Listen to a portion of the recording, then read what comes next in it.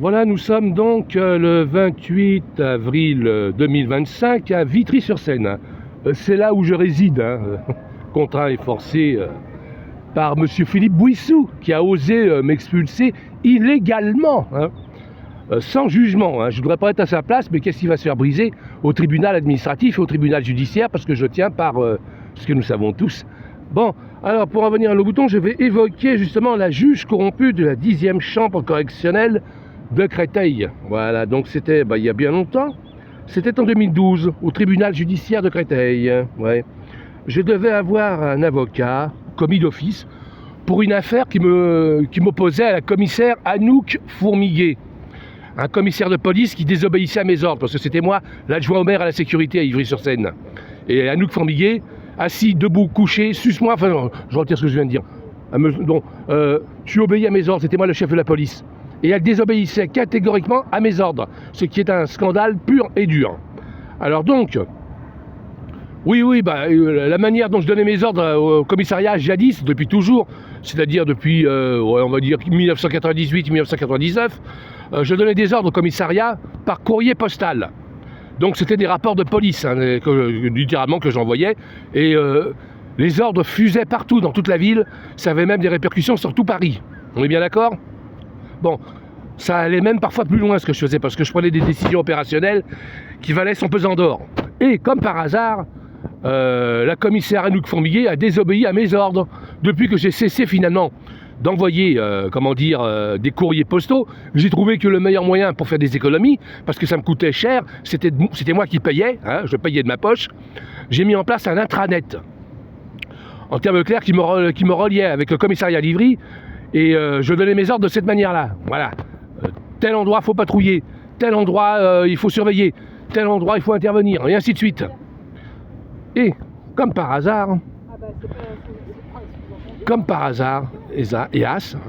là, apparemment, on s'est foutu de ma gueule parce qu'ils se sont dit, comme ils ne donnent plus d'ordre par courrier postal, donc papier, ça laisse moins de traces que par Internet. Ok. On va dire que la commissaire Anouk Fourmiguet a joué là-dessus, elle, comme ses complices du commissariat. Donc, on referme la parenthèse Anouk Fourmiguet, qui ne vaut pas grand-chose.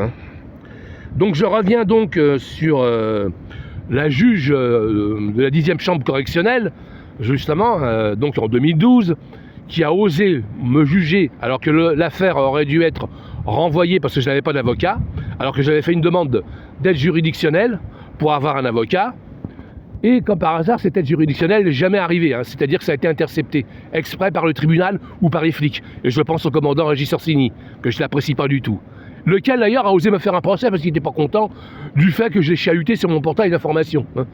Franchement, c'est quand même gonflé, de voir de pareils criminels de la police nationale qui osent me faire des procès. Bon, alors donc sur cette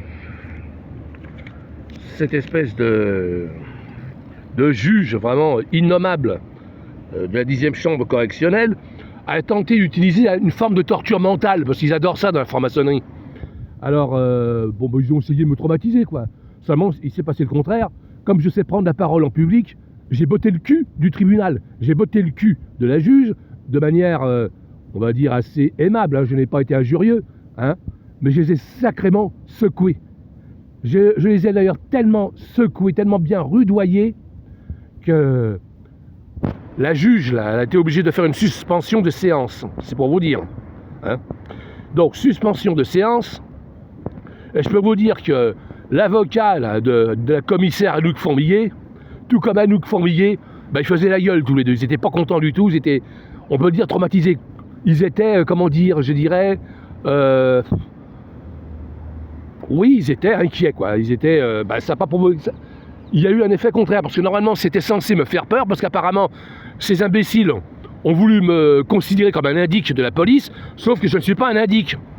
Je suis ce que l'on appelle un politicien, un vrai de vrai, ok ? Même si je n'ai pas de mandat électif, j'ai des capacités opérationnelles qui sortent de l'ordinaire. Et donc là, l'actuel préfet, là, il s'appelle comment là, à Créteil ?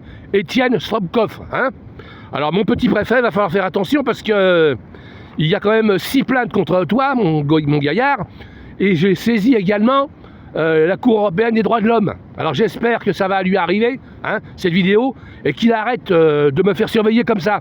Parce que la surveillance électronique généralisée contre moi, c'est illégal. Il va falloir qu'il fournisse ce sérieux motif. Ok? Bon, sur ce, bonne journée à tous et profitez de la vie, c'est lundi. Voilà. Le lundi, moi j'adore travailler, redémarrer le lundi. Je trouve que le lundi, c'est fantastique, ça me met le cœur en joie.